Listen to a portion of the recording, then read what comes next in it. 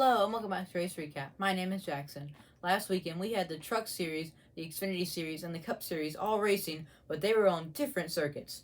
We had the trucks regularly at Gateway, they've been there before, the Xfinity Series in their inaugural race at the Portland Road Course. I'll have a track description of that in just a moment.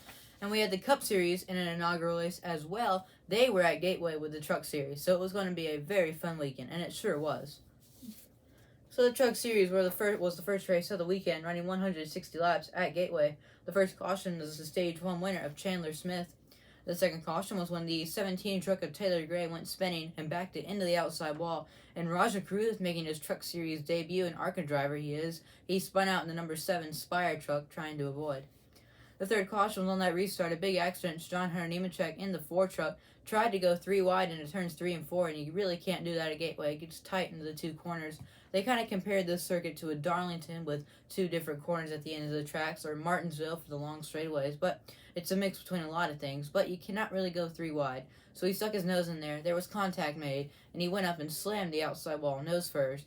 He was also hit by the 9 of Blaine Perkins, who was trying to sneak through there, and the 66 of Ty Majeski as well. Back behind, the 91 of Colby Howard spun to avoid, and the 02 of Jesse Little hit the outside wall.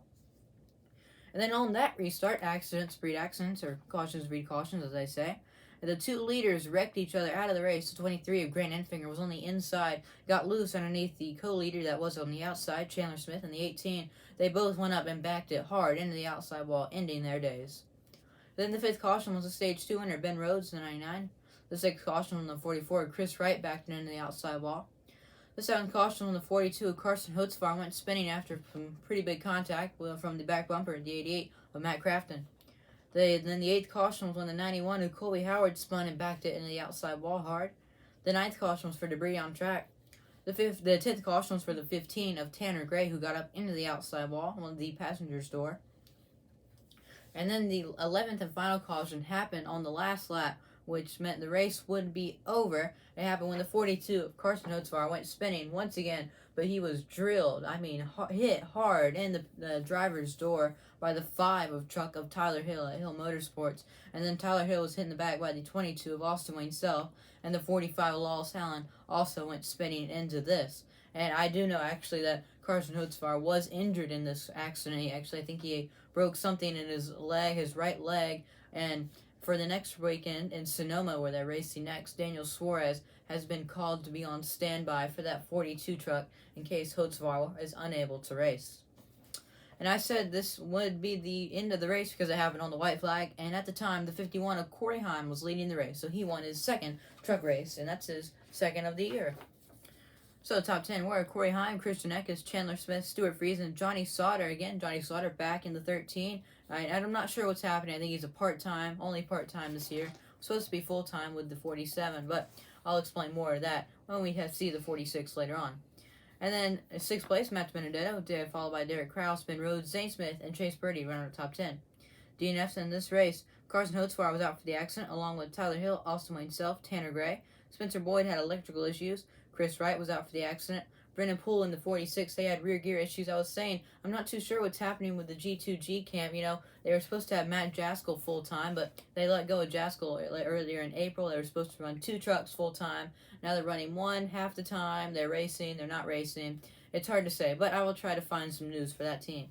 And then lastly in the back, John Hunter Nemechek out with a damaged vehicle policy, and Taylor Gray out for that accident. On the same day, later that day it was, on the west coast in Portland, Oregon, 75 laps for the Xfinity Series, and it was a wet weather race. It was pouring at the track, and since it's a road course, you can do this. Now, it is a road course, so here's a look at the track description. You see down here, it's a pretty short road course, to say the least.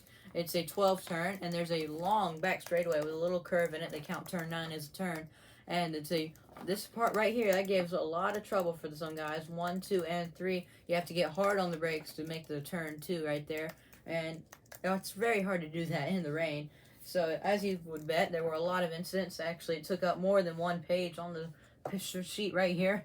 So let's just get right into it. There was no caution. Of course, early on in the first lap, Sam Mayer in the 1 went around. There was no caution. Justin Allgaier went off course. Then there was no caution. His teammate, Noah Gregson, went off course. First full course caution was for the 19 of Brandon Jones, who went spinning off the track in the grass, but the 36 of Alex LeVay, I think it was Alex LeVay, it was hard to see through all the rain, he checked up and was hit in the back hard by the 1 of Sam Mayer, leaving some fluid on track. Then there was no caution when Sheldon Creed spun around. There was no caution. Riley Herbst went spinning through the grass. And then A.J. Allmendinger, the road course expert, also went off in the grass. The second caution was the Stage 1 winner of Ty Gibbs.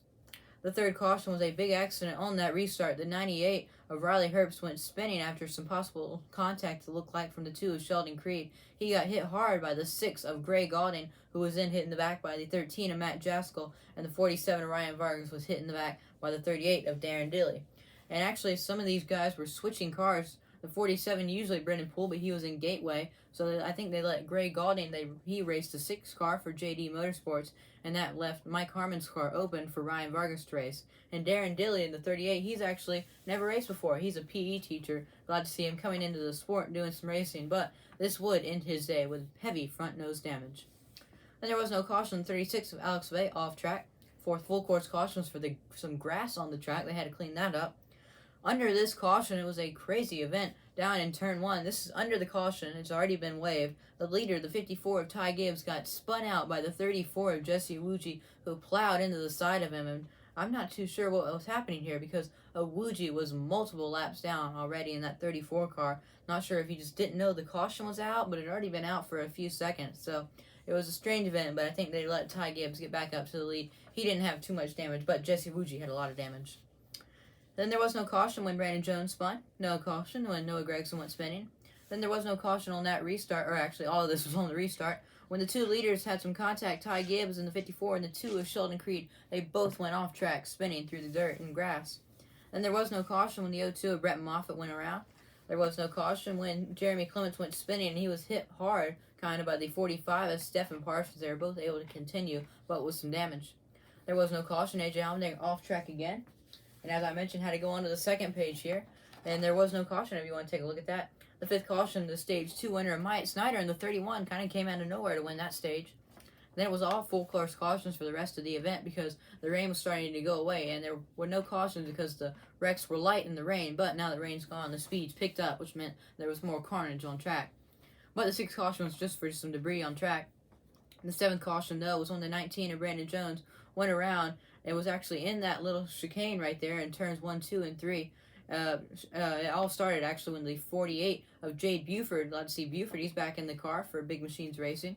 He got into the back of Sheldon Creed, who went spinning, and he missed the first chicane there. And if you miss it, you have to do a stop and go. He did a stop and go, but the 36 of Alex LeVay also did a stop and go at the very end of the chance to do that, right before turn 3. And Creed rammed into the back of him, and also back behind this, more contact between the 11 and the 19 and the 27. All 3 of them had some contact. Jeb Burton, 27, 11 of Daniel Hemrick, and the 19 of Brandon Jones.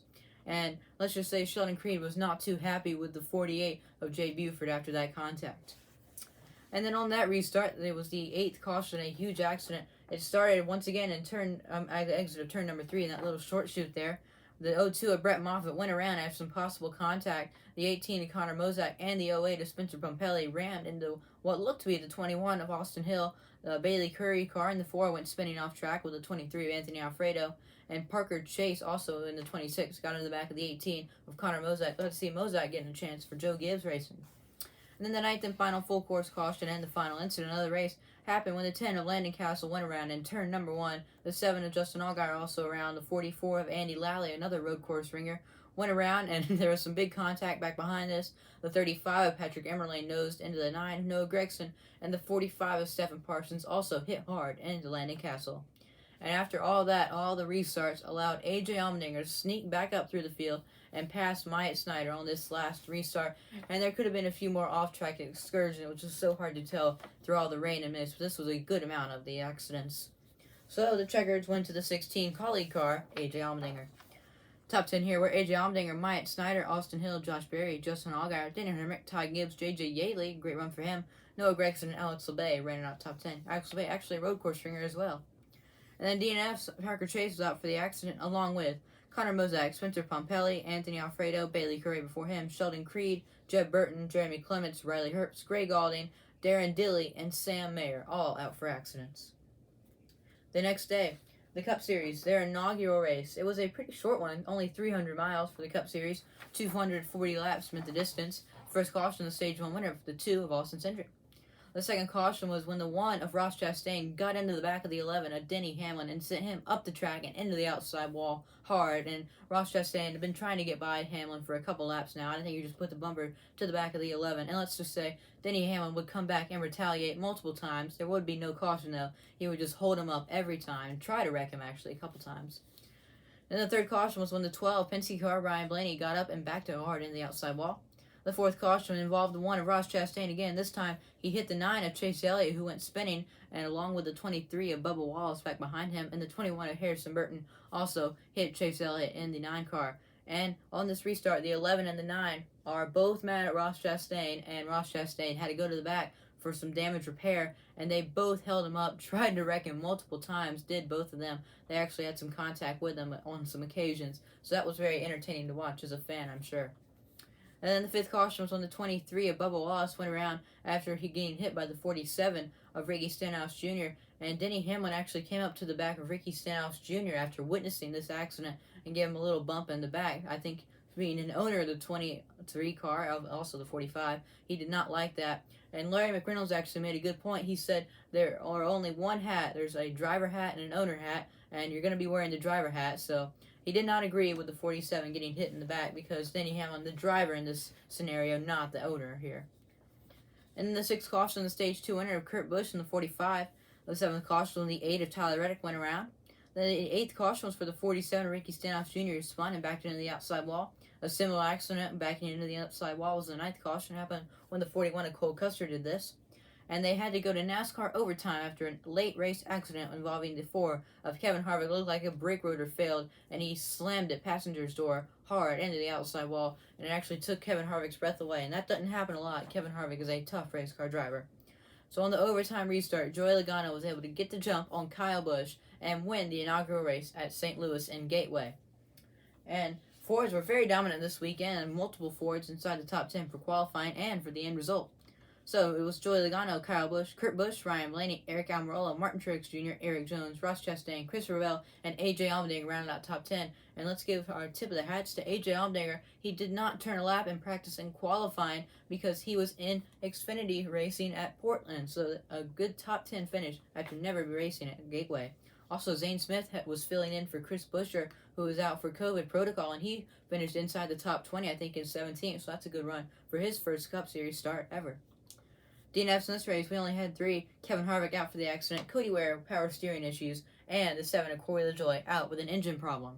Well, that's all for race recap. Come join us next weekend when more road course racing with the trucks and the Cup at Sonoma.